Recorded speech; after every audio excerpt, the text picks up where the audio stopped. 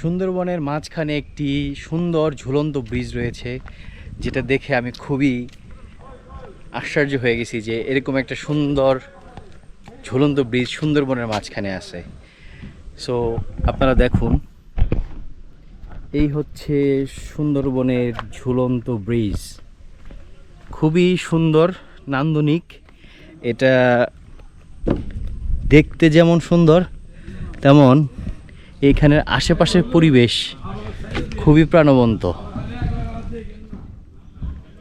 এই পাশ দিয়ে সাগরের মোহনায় চলে গেছে পানি, সম্ভবত এখন ভাটা চলতেছে, পানি বের হয়ে যেতেছে।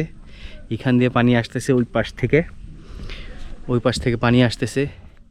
সো ঝুলন্ত ব্রিজ সুন্দরবনের মাঝখানে, খুবই সুন্দর, দেখে খুবই ভালো লাগতেছে। মানে সুন্দরবনের মাঝখানে একটা ঝুলন্ত ব্রিজ থাকবে এরকম একটা চিন্তা করছে, এবং মাঝখানে দিয়ে যে পানি যাইতেছে দেখে খুবই ভালো লাগতেছে, অসাধারণ।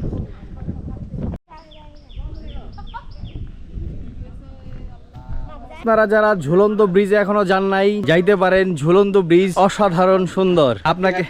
আপনাকে আমন্ত্রণ জানাইলো ঝুলন্ত ব্রিজ দেখার জন্য। সুন্দরবনের ঝুলন্ত ব্রিজের সামনে কতজন মানুষ এখানেও ঝুলে আছে দেখতে পাইতেছি। সবার নাম জানি না, তো চেহারা চিনি।